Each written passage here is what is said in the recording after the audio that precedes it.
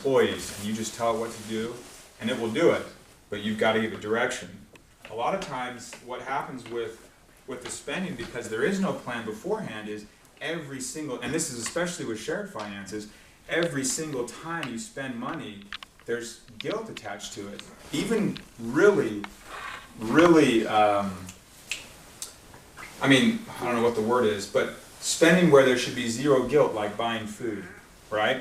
Paying a utility bill or something like that. There should be no guilt with that, but you'll still have that a lot of times where a spouse is saying, they're just thinking, I don't know if we can do this, I don't know if we can, so there's just guilt there.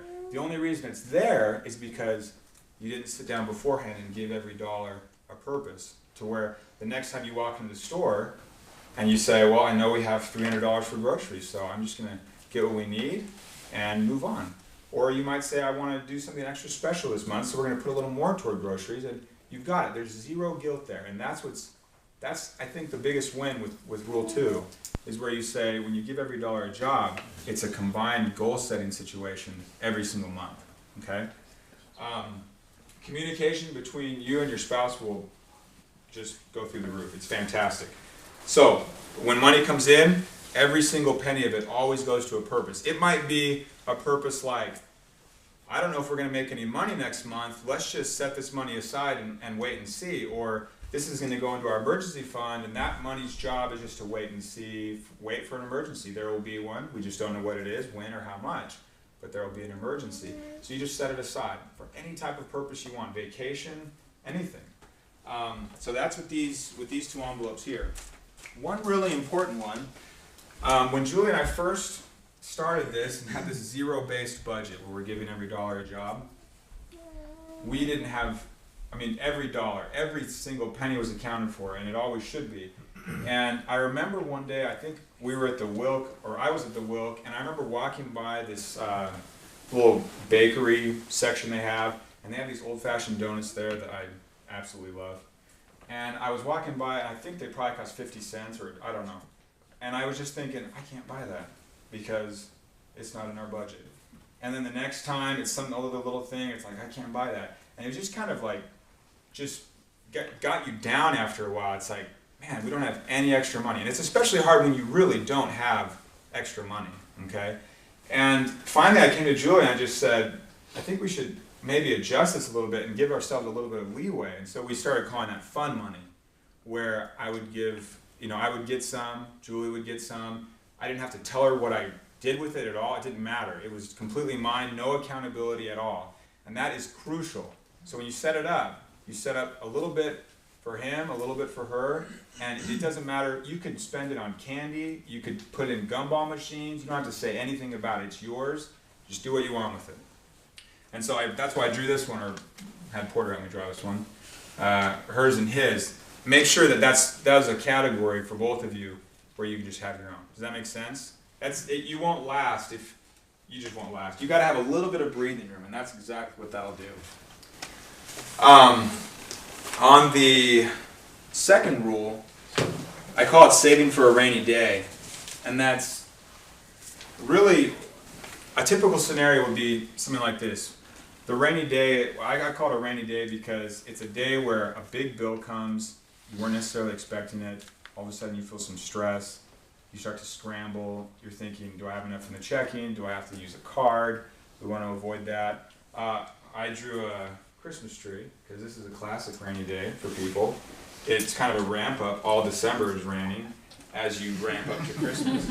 And money's being spent, and it's kind of stressful instead of being happy. And so with Christmas and with any rainy day, what you want to do is just treat it like every month is a little bit of Christmas, right? So if I wanted to spend, let's do $1,200 for the ease of calculation. If I wanted to spend $1,200 during Christmas, I would say, well, there's a little bit of Christmas every month. So how much is for Christmas each month? $100. And you set that aside. So I just stick that in this envelope, and then the envelope grows and grows and grows, but that's just all money for Christmas. And then when it comes around, it's fantastic because you have that money there, and instead of having this cash flow issue where everything seems to be fine, and you think month to month you're just fine, and then you get hit with something, and your cash flow kind of gets nailed, you might have to borrow a little bit, and it's just kind of, you get in a little bit of a hole. And then you recover because you scrambled, and then you're cruising along again, and then something else happens, like taxes are due, or yeah, like your property taxes, or a big car insurance premium, or life insurance premium, or any other number, or emergency, you know, where the roof starts leaking. Who knows?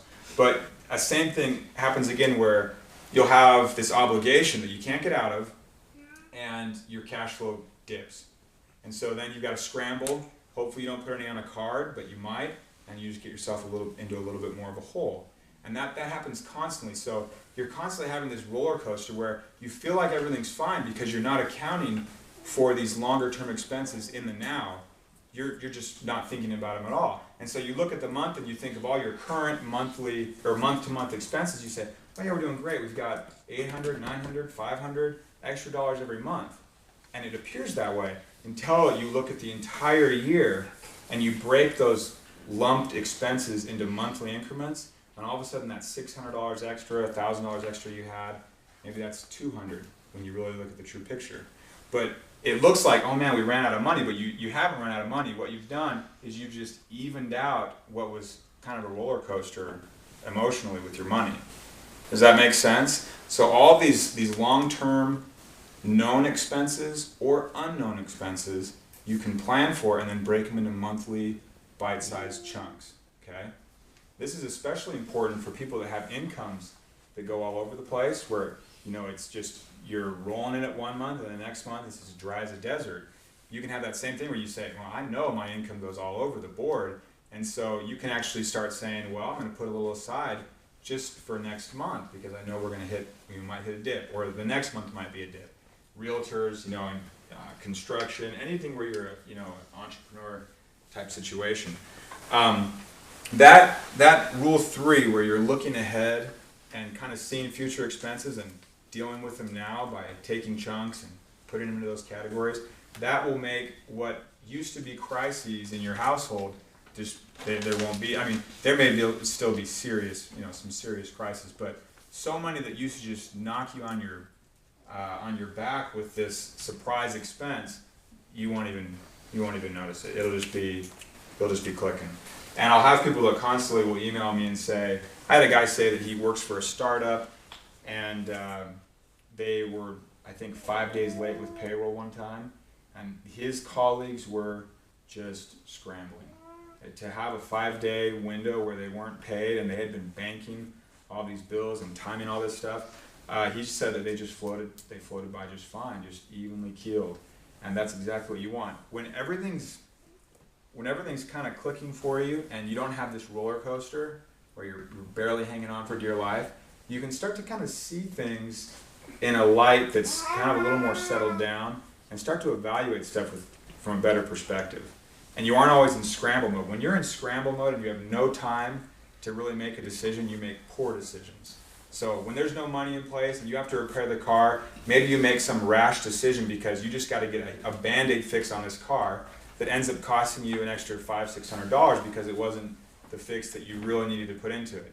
So anytime you can have a little bit more time and a little bit of breathing room to step back and say, okay, what's the situation? Because you know everything's going to be fine, your decisions are better. Okay, quality decisions go up.